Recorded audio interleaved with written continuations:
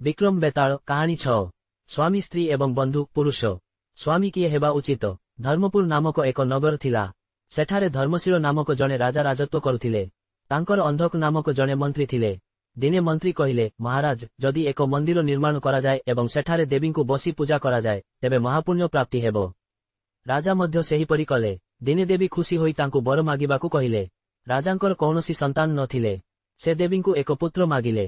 ଦେବୀ କହିଲେ, ଭଲ କଥା, ତୁମେ ଏକ ଅତ୍ୟନ୍ତ ଗୌରବମୟ ପୁତ୍ର ପାଇବ। କିଛି ଦିନ ପରେ ରାଜାଙ୍କର ଏକ ପୁତ୍ର ଜନ୍ମ ହେଲା। ସମଗ୍ର ନଗର ବଡ଼ ଆନନ୍ଦରେ ଉତ୍ସବରେ ପାଳନ କରାଗଲା।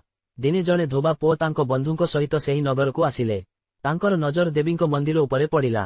ସେ ଦେବୀଙ୍କୁ ପ୍ରଣାମ କରିବାକୁ ଗଲେ। ସେହି ସମୟରେ ସେ ଜଣେ ଧୋବା ଝିଅକୁ ଦେଖିଲେ, ଯିଏ ବହୁତ ସୁନ୍ଦର ଥିଲା। ତାକୁ ଦେଖି ସେ ଏତେ ପାଗଳ ହୋଇଗଲେ ଯେ ସେ ମନ୍ଦିରକୁ ଯାଇ ଦେବୀଙ୍କୁ ପ୍ରାର୍ଥନା କଲେ, ହେ ଦେବୀ, ମୋତେ ଏହି ଝିଅଟି ମିଳୁ। ଯଦି ମୁଁ ତାକୁ ପାଇଯାଏ, ତେବେ ମୁଁ ତୁମ ପାଇଁ ମୋ ମୁଣ୍ଡ ବଳି ଦେବି। ଏହାପରେ ସେ ସବୁବେଳେ ଅସ୍ଥିର ହୋଇଗଲେ। ତାଙ୍କ ବନ୍ଧୁ ତାଙ୍କ ବାପାଙ୍କୁ ସମସ୍ତ କାହାଣୀ କହିଲେ। ତାଙ୍କ ପୁଅର ଅବସ୍ଥା ଦେଖି ସେ ଝିଅଟିର ବାପାଙ୍କ ପାଖକୁ ଗଲେ ଏବଂ ତାଙ୍କ ଅନୁରୋଧରେ ଉଭୟ ବିବାହ କଲେ। ବିବାହର କିଛି ଦିନ ପରେ ଝିଅଟିର ବାପ ଘରେ ଏକ ଉତ୍ସବ ହେଉଥିଲା।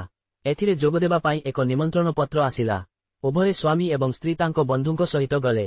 ରାସ୍ତାରେ ସେହି ଦେବୀଙ୍କ ମନ୍ଦିର ପଡ଼ିଲା। ମନ୍ଦିରକୁ ଦେଖି ପୁଅଟିର ତାଙ୍କ ପ୍ରତିଶ୍ରୁତି କଥା ମନେ ପଡ଼ିଗଲା।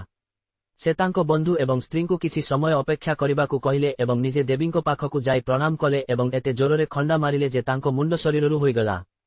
ଯେତେବେଳେ ବିଳମ୍ବିତ ହେଲା, ତାଙ୍କ ବନ୍ଧୁ ମନ୍ଦିର ଭିତରକୁ ଯାଇ ଦେଖିଲେ ଯେ ତାଙ୍କ ବନ୍ଧୁର ମୁଣ୍ଡ ଶରୀରରୁ ଅଲଗା ହୋଇପଡ଼ିଛି। ସେ ଭାବିଲା ଯେ ଏହି ଦୁନିଆ ବହୁତ ଖରାପ।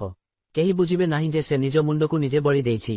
ସମସ୍ତେ କହିବେ ଯେ ମୁଁ ତାଙ୍କ ସୁନ୍ଦରୀ ସ୍ତ୍ରୀକୁ ଧରିବା ପାଇଁ ତାଙ୍କ ବେକ କାଟି ଦେଇଛି। ଏହା ଅପେକ୍ଷା ମରିବା ଭଲ।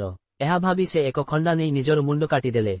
ସ୍ୱାମୀ ଏବଂ ବନ୍ଧୁଙ୍କର ଆସିବା ବିଳମ୍ବ ହେବାରୁ ବାହାରେ ଠିଆ ହୋଇଥିବା ମହିଳା ଜଣକ ବ୍ୟସ୍ତ ହୋଇ ମନ୍ଦିର ଭିତରକୁ ଗଲେ। ସେ ସମସ୍ତ ଘଟଣା ଦେଖି ସେ ଆଶ୍ଚର୍ଯ୍ୟ ହୋଇଗଲେ। ସେ ଭାବିଲେ ଯେ ଦୁନିଆ କହିବ ଯେ ସେ ନିଶ୍ଚୟ ଜଣେ ଖରାପ ମହିଳା, ତେଣୁ ସେ ଉଭୟଙ୍କୁ ହତ୍ୟା କଲେ। ଏହି ଅପମାନର ସମ୍ମୁଖୀନ ହେବା ଅପେକ୍ଷା ମରିବା ଭଲ। ଏହା ଭାବି ସେ ଖଣ୍ଡା ଉଠାଇଲେ ଏବଂ ବେକରେ ଆଘାତ କରିବାକୁ ଚାହିଁବା ମାତ୍ରେ ଦେବୀ ଉପସ୍ଥିତ ହୋଇ ତାଙ୍କ ହାତ ଧରି କହିଲେ, ମୁଁ ତୁମ ଉପରେ ପ୍ରସନ୍ନ। ତୁମେ ଯାହା ଚାହୁଁଛ ତାହା ମାଗ। ମହିଳା ଜଣକ କହିଲେ, ହେ ଦେବୀ, ଉଭୟଙ୍କୁ ଜୀବିତ କର। ଦେବୀ କହିଲେ, ଠିକ୍ ଅଛି, ତୁମେ ଉଭୟଙ୍କ ମୁଣ୍ଡକୁ ଏକାଠି କରି ତାଙ୍କ ଶରୀର ପାଖରେ ରଖ। ଭୟଭୀତ ହୋଇ ମହିଳା ଜଣକ ତରବରରେ ସେମାନଙ୍କ ମୁଣ୍ଡକୁ ନେଇ ଯୋଡ଼ିଲେ ଏବଂ ଭୁଲବଶତଃ ଗୋଟିଏ ମୁଣ୍ଡ ଅନ୍ୟ ଜଣଙ୍କ ଶରୀରରେ ଲାଗିଗଲା। ଦେବୀ ଉଭୟଙ୍କୁ ଜୀବିତ କଲେ। ଏବେ ଉଭୟ ପରସ୍ପର ସହିତ ଲଢ଼ିବା ଆରମ୍ଭ କଲେ। ଜଣେ କହୁଥିଲେ ଯେ ଏହି ମହିଳା ମୋର, ଅନ୍ୟ ଜଣେ କହୁଥିଲେ ଯେ ସେ ମୋର। ବେତାଳ କହିଲେ, ହେ ମହାରାଜ, ମୋତେ କୁହନ୍ତୁ ଏହି ମହିଳା କାହାର ହେବା ଉଚିତ।